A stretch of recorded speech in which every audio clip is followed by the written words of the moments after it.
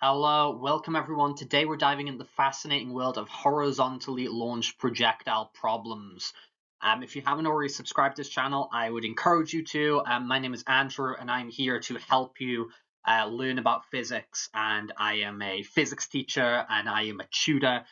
You can contact me by email or comments for any questions if you're interested in tutoring services or any other requests on content. But let's dive into what we're doing today. So imagine a cannon firing a ball horizontally, just like we've got here. That's our starting point. Now, first things to take note of here is we've got a horizontal component to that horizontally launched projectile and an increasing vertical component, which hopefully you can take note of in this animation you have here. But I'm going to break it down and talk it through with you, and then we can also do a worked problem at the end. So in this scenario, the horizontal velocity remains constant throughout the motion. We're saying there are no horizontal forces acting on the projectile after it's launched, so it never changes. It covers equal displacements in equal time periods.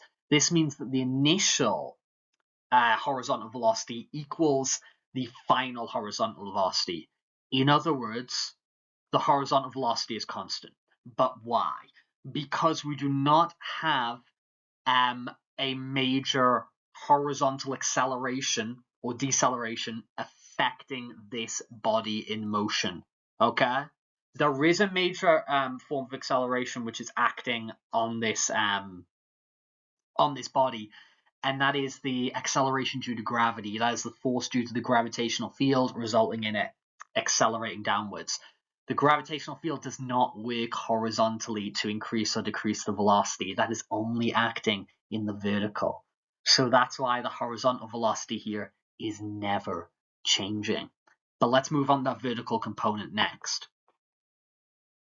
Oh, we'll try to. Okay, so meanwhile, as we can see in this diagram here, we can see that the distance that's covered by this ball in a particular time is increasing. Its velocity is increasing, right? Because meanwhile, yeah, we did have that horizontal component, but meanwhile, we do have a vertical component acting as well. And the vertical component is determined solely by the acceleration due to gravity of the field that we're in, right? Denoted as G. So that gravitational field is pulling the projectile downwards. So changes due to the gravitational field mean it does not cover equal displacements in equal time periods because it's accelerating. That's the definition of acceleration. It's your rate of change of velocity. It's meters per second, right? So it does not cover equal displacements in equal time periods, right? Both the magnitude and direction of this ball is changing due to that field. It's being pulled downwards as the projectile.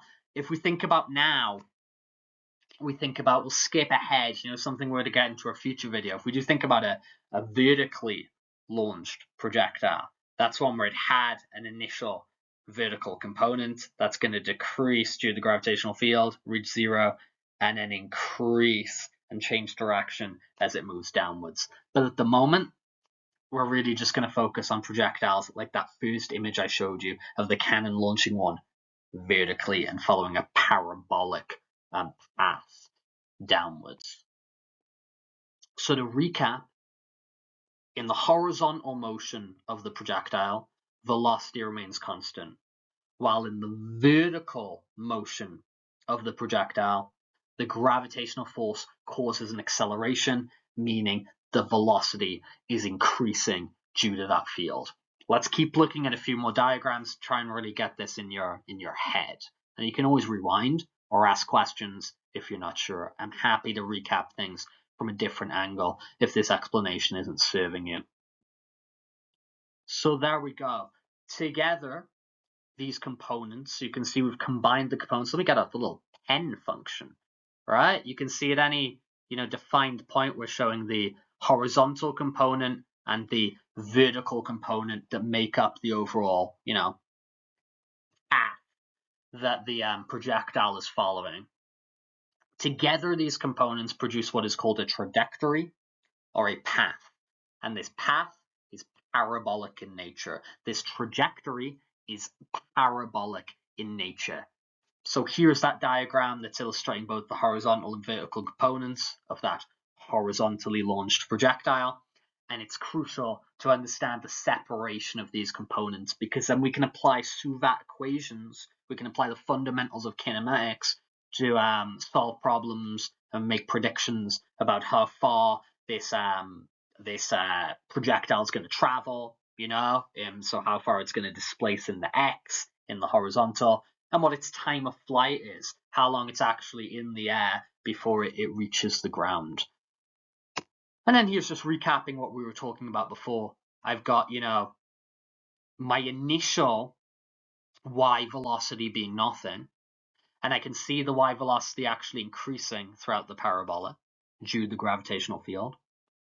And I can see that the initial x velocity, which I've signified here as VOX, to mean like initial x, origin x, something like that, is equal to the Vx, the component of the velocity in the x direction at any point, because I do not have an acceleration acting on that. There's not significant frictional forces at play here to decelerate this simple projectile.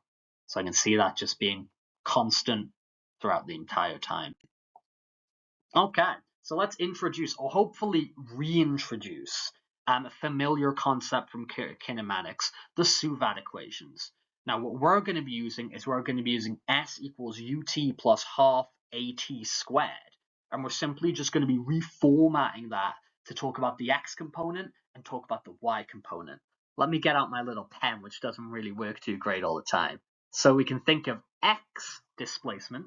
Okay, so we're separating that overall displacement into the x displacement is going to equal the initial x velocity times by time plus by half the x acceleration times by t squared. Now, there is no significant x deceleration, so what I'm going to do is I'm actually just going to get rid of that there. And what I've done is I've got now an equation for the x component of a horizontally launched projectile. Now, you might be thinking, oh, okay, a new equation to learn. I'm not thinking that way. I'm trying to build up a modalities of thinking to create equations. All I did was create an equation there, right?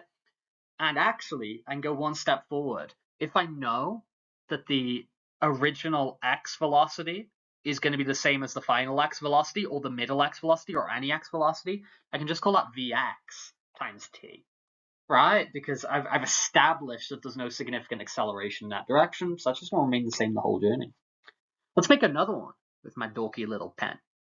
Let's talk about the y now. The y is going to be equal to the initial y velocity times by time plus half the acceleration in the y direction, which is g, t squared. Sorry for my writing here. I'm going to improve this as we make more videos. But something I can do here is, well, I can actually eliminate that first part of the equation because I know that the initial y velocity was nothing because this was a horizontally launched projectile. It was not launched with a y component. So I've got y equals half gt squared. So what I can actually do is if I just drop something, I'm not going to drop my credit card. If I just drop something, right, on Earth, if I measure that height, yeah, and I know the gravitational field of Earth, 9.81 meters per second on average, I can solve for t. Because the only unknown there is the t. So you can actually solve and find out, how long that takes to drop with that real simple thing. And it doesn't matter the mass of this because the acceleration that's acting on it is independent of the mass of this object. Now, it is going to change if I have something of a really large surface area because then, I'm providing other forces, resistive forces like a parachute, in that sort of sense. That's going to change, that's going to reduce the effects of the G. But for something simple like this, measure the height, 9.81, you can solve how long that falls. But let's keep going here. So there we go. Just like we were saying, we can apply the Suvat equations and we can derive specific equations for the horizontal and vertical components of the projectile's motion. right? So it's really important to analyze a projectile in 2 dimensions. So we need those 2 equations, the x equation and the y equation. Yeah, one for the x direction, one for the y direction. And for this, we just simply substitute, use that kinematic we had, that s equals ut plus half at squared. Remembering that the velocity is constant horizontally, so it means that the acceleration for the horizontal is 0. So we end up with something like this. X equals Vox times t, or X equals X displacement equals X velocity times time. Now we don't have to put time of X or time of Y, because time's just time, right? We don't have an X and Y component to time, so same time for each of them, right? And then when we think about the other one, we have to take note of, since the projectile was launched horizontally, the initial vertical velocity was equal to 0, and there was an acceleration, yeah, due to the gravitational field. This is kind of just what I was saying, wasn't it? So there we go. Yeah, there I've got my y one. Y equals half gt squared. So now I've got the 2 kinematic equations for the x component and the y component of a horizontally launched projectile. And I can start using those to solve problems or whatever, right? So now let's put our knowledge to the test with a worked problem. Maybe you want to pause this video and do it yourself before I show you the solutions. And because the best way to do anything, the best way to practice doing questions is by practicing questions, right?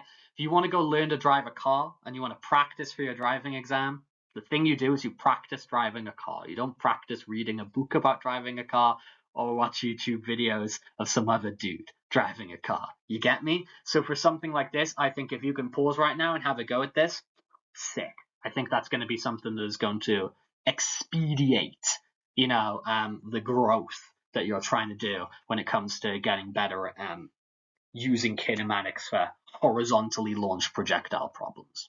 But let's have a look what's up here. So we've got a plane traveling with a horizontal velocity of 100 meters per second. It is 500 meters above the ground. At some point, the pilot decides to drop some supplies to a designated target below.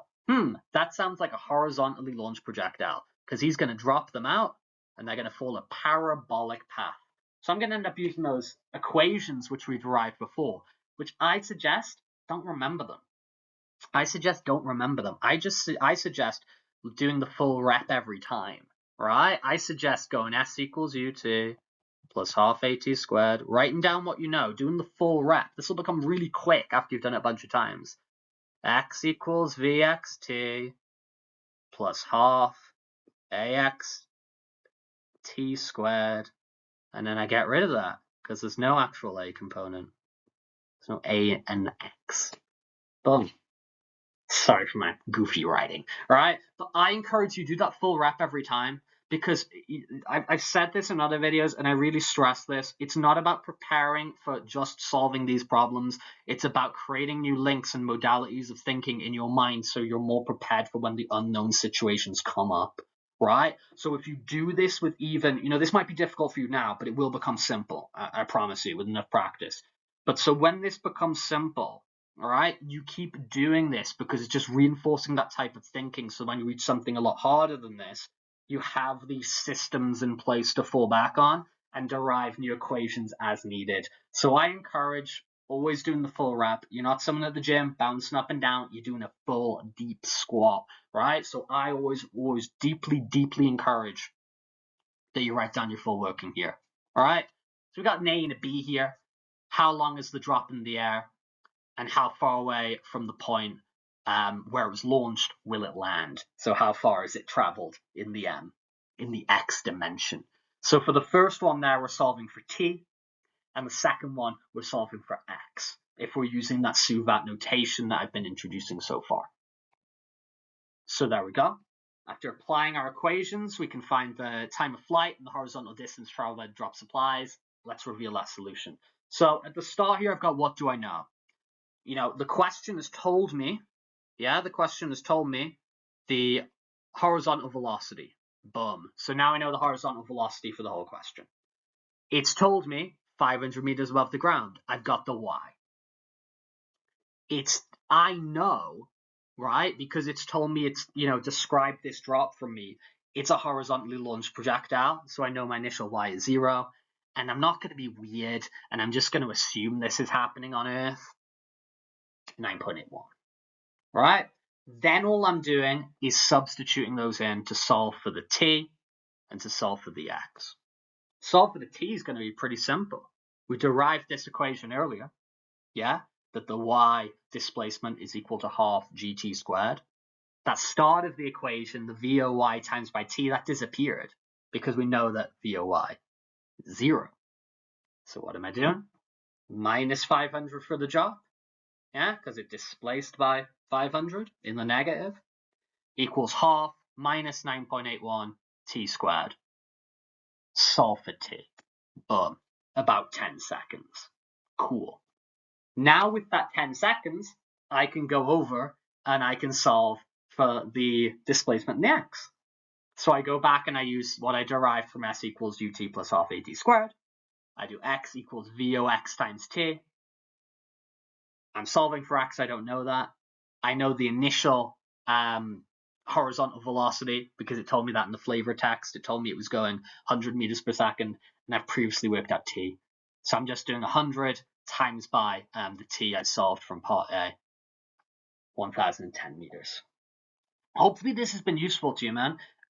If you've got other topics that you'd like covered, please feel free to comment. If there's other people you think would find this useful, please share it to people who would. I would greatly appreciate that. I'd like to sort of give that value and spread it out there. And yeah, any sort of positive feedback, if this has been useful to you, please just let me know in the comments. Or if you'd like problems or anything, you let me know. Or if you want to get in contact about tutoring or something like that, I've got all of these different links here. Okay, so before we wrap up, if you make sure you check out the socials and resources I've got for physics content. I've got the YouTube there. I've got the page where I sell and offer free resources to people. My Twitter, if you want to follow. I'm on Instagram as well. And if you ever feel the desire to chuck a couple of bucks my way, I've got a link to the coffee there as well. So I really appreciate that. And yeah, get in touch and keep practicing. Thanks for watching, and I'll see you in the next one. Bye, bye, bye.